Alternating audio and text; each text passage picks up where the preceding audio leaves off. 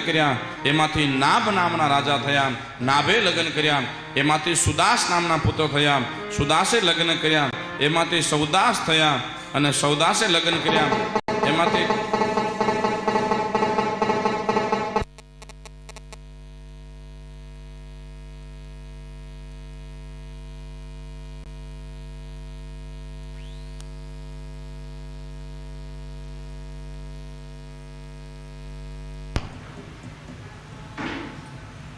સૌદાસ થયા અને સૌદાસના પુત્ર છે એ સૌદાસ થયા. સૌદાસના પુત્ર ખટવાંગ થયા, ખટવાંગે લગ્ન કર્યા એના પુત્ર દીર્ઘબાહુ થયા અને દીર્ઘબાહુને લગ્ન કર્યા એના પુત્ર રઘુ થયા અને ત્યાંથી રઘુવંશ કહેવાનું. મહારાજ રઘુ રાજાના પુત્ર થયા એ રાજા થયા અને આજના પુત્ર એ રાજા દશરથ થયા છે. રાજા દશરથ થયા અને અયોધ્યા નગરીનો રાજા છે રાજા દશરથ, ચક્રવર્તી રાજા છે મહારાજ એ સમયનો. એના જીવનની અંદર 3 લગ્ન કર્યા છે. બધાય તે પેલા જે લગ્ન કર્યા કૌશલ દેશની દીકરી, કૌશલ રાજાની દીકરી કૌશલ્યા સાથે કર્યા. બીજા લગ્ન કૈકેય દેશનો રાજા કૈકેયની સાથે કર્યા અને ત્રીજા છે સુમિત્રાની સાથે લગ્ન કર્યા છે. રાજાએ જીવનની અંદર 3 લગ્ન કર્યા મહારાજ, પણ એક સંતાનની પ્રાપ્તિ ન થઈ શકી. ઘણા અનુષ્ઠાનો કર્યા, ઘણા તપસ્યાઓ કરી, ઘણા જાપ કર્યા, પણ સફળતા ન મળી. પણ મહારાજ એનો ભાણેજ હતો શ્રવણ, એના શ્રાપ, એના માતા પિતાના શ્રાપના કારણે આ પુત્ર પ્રાપ્ત થયા રાજા દશરથને. ત્યાં એ શ્રાપ છે વરદાન રૂપે પ્રગટ થયો અને રાજા દશરથને પુત્રની પ્રાપ્તિ થઈ છે. ત્યારે રાજા પરીક્ષિત કહે છે મહારાજ આ શ્રાપ છે કઈ રીતે વરદાન બન્યું? ત્યારે એને થોડી કથા બતાવે છે. એક વખત રાજા દશરથ શિકાર કરવા માટે જંગલની અંદર ગયો અને શિકાર કરતા એને એમ થયું કે આ નદી સરોવર કિનારે કોક હિંસક પશુ પાણી પીતો લાગે છે અને બાણ માર્યું, એમાં શ્રવણના પ્રાણ ગયા મહારાજ. ત્યારે કીધું મહારાજ એમને વિસ્તારથી મને કથા બતાવો. ત્યારે સુખદેવજી મહારાજ કહે છે કે રાજન, રાજા દશરથના કાકાની દીકરી છે સત્યવતી. રાજા દશરથ ક્ષત્રિય છે, પણ આ સત્યવતી છે એ શાંતનુ નામના બ્રાહ્મણને પ્રેમ કરતી હતી અને શાંતનુ નામના બ્રાહ્મણ સાથે લગ્ન કર્યા. ત્યાં દશરથે ઘણી ના પાડી કે તું લગ્ન ન કર બેન. ત્યારે ન માની અને ત્યારે રાજા દશરથે કીધું કે તું અમારી ઈચ્છા વિરુદ્ધ લગ્ન કરે છે. આજ પછી તારે અયોધ્યામાં કોઈ પગ દેવાનું નથી કે અયોધ્યા વાસી તારી હાથે કોઈ વાત નહીં કરે. જો ક્યારે અયોધ્યામાં આવી ગઈ છો તો તને હું મૃત્યુદંડ આપીશ. અને આ સત્યવતી શાંતનુ સાથે ચાલી ગઈ. પણ આ શાંતનુ અને સત્યવતીના જીવનની અંદર પણ સંતાન પ્રાપ્તિ ન થઈ. ત્યારે શાંતનુ અને સત્યવતી બંને નિર્ણય કર્યો કે હે આપણે સંતાનની પ્રાપ્તિ નથી અને વધારે બાળ પાડશું કઈ યજ્ઞ પૂજા પાઠનું તો રાજા દશરથને ખબર પડશે તો આપણે મૃત્યુદંડ દેશે. ત્યારે આ શાંતનુને કીધું કે આપણે કરીએ શું? ત્યારે બંને જણાએ સંકલ્પ કર્યો કે જો આપણી ઘરે પુત્રની પ્રાપ્તિ થશે તો આપણે બંને જણાએ આપણા બંને પોતપોતાના હાથેથી આંખી ફોડી નાખવાની છે.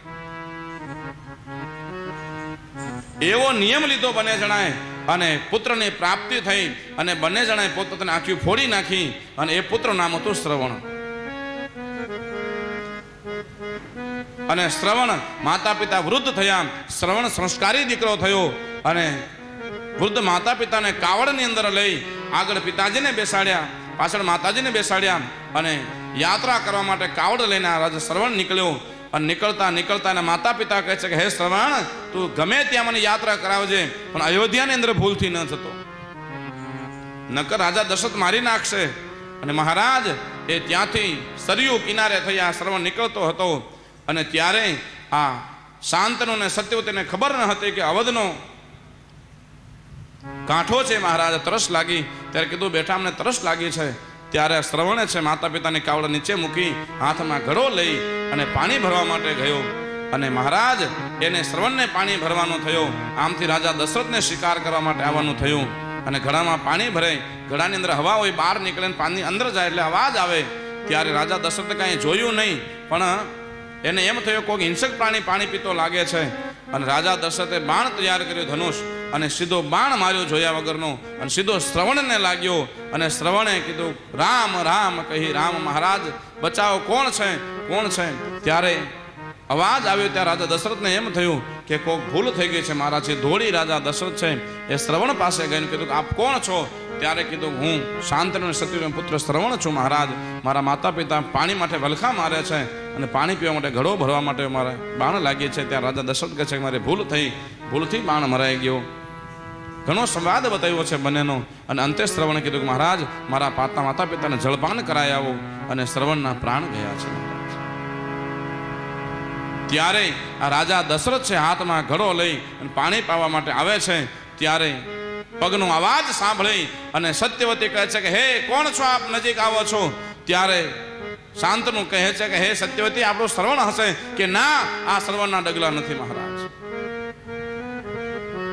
માનો હૃદય છે મહારાજ. મા ઓળખી જાય ત્યાં તો સુગંધ આવી જાય માને કે અમારો દીકરો છે કે નહીં મહારાજ. સુગંધથી કહી દે. પગ ચાલે છે મહારાજ. આ તળિયાનો અવાજ મારા શ્રવણનો નથી. કોણ છે? શાંતનુ પણ કોણ છે? કોણ છો આપ?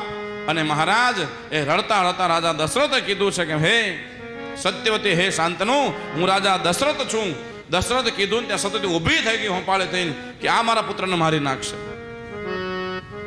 એ મોટા ભાઈ હમણાં હું અહીંથી વહી જશું, અમને ખબર નથી કે અયોધ્યામાં આવી ગયા છે, હમણાં વહ્યા જશું. તમે મારા શ્રવણને કાંઈ કરતા નહીં, તમે શ્રવણને મારતા નહીં. એમ કરતા કરતા મહારાજ દશરથના હાથમાંથી ઘડો પડી ગયો અને રાજા દશરથ નીચે ઢળી પડ્યા અને મુકુટ નીચે પડી ગયું. ત્યારે રોવા લાગ્યા રાજા દશરથ પોક મૂકીને કે બેન મારાથી ભૂલ થઈ ગઈ છે. શું થયું? ત્યારે કીધું કે શ્રવણ હવે નથી રહ્યો. શ્રવણના પ્રાણ પંખેરો ઉડી ગયા છે મહારાજ. એમ કહ્યું તો રાજા શાંતનુ છે એ પણ ઉભો થઈ ગયો અને સત્યવતી પણ ઊભી થઈ ગઈ. ત્યારે કીધું કે મહારાજ આપની ઘરે તો દીકરા નથી, પણ બીજાની ઘરે દીકરા છે. એ આપની ઘરે તો ઘણા અનુષ્ઠાનો કર્યા, ઘણા તપ કર્યા, દીકરા ન થયા મહારાજ.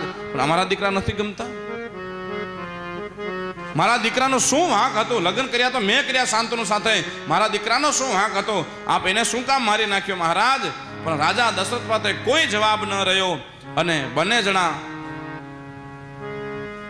રાજા શ્રવણના સ્મરણ કરતા કરતા બંને શ્રાપ આપ્યો કે હે રાજન, જા તને શ્રાપ આપીએ છે કે અમારા પ્રાણ છે પુત્ર વિહોણા જશે. એમ તારા પ્રાણ પણ, તારે 4 દીકરાઓ હશે પણ તારા પ્રાણ પુત્ર વિહોણા જશે મહારાજ.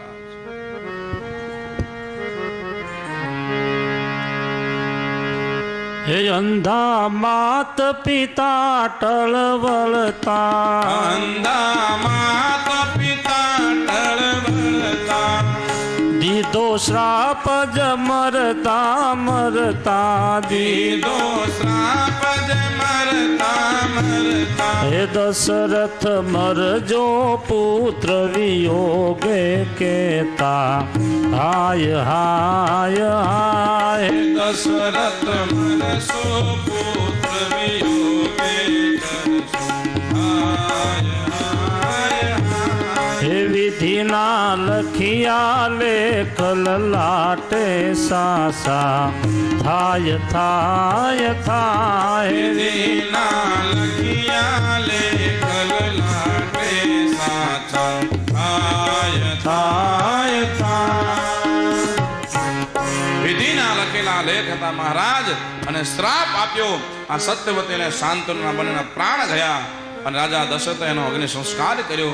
ઘેર ગયા અને અયોધ્યાના રાજની અંદર ઉદાસ થઈને ફરે છે મહારાજ. ઉદાસી અવસ્થાની અંદર રાજા દશરથ ફરે. ત્યાં વશિષ્ઠ મુનિ આવ્યા. કીધું કે રાજા દશરથ ઉદાસ કેમ ફરો છો? ત્યારે કીધું મહારાજ મને શ્રાપ લાગ્યો છે. શું થયું? શેનો શ્રાપ છે મહારાજ? એ બધી કથા બતાવી. ત્યારે વશિષ્ઠ મુનિએ કીધું શ્રાપ નથી, એ તો વરદાન છે મહારાજ તમારા માટે. કેમ મહારાજ? આપને કેને કીધું છે કે પુત્ર વિહોણા આપના પ્રાણ જશે. આપને પુત્ર ક્યાં? પુત્ર માટે તો આપણે કેટલા યજ્ઞ કર્યા, કેટલા અનુષ્ઠાનો કર્યા છે મહારાજ. પુત્રનો જન્મ નથી થયો. પણ હવે શ્રાપને સિદ્ધ કરવા માટે પુત્ર જન્મ લેશે મહારાજ. એટલે રાજી થાઓ કે આપણે અયોધ્યાની અંદર પુત્રનો જન્મ થશે. વશિષ્ઠ કે હવે રાહ ન જોવો, તૈયારી કરો પુત્રેષ્ટિ યજ્ઞની. અને અયોધ્યાની અંદર અવધની અંદર છે મહારાજ એ પુત્રેષ્ટિ યજ્ઞની તૈયારીઓ થવા લાગી. અને કીધું મહારાજ યજ્ઞ કરાવશે કોણ? ત્યારે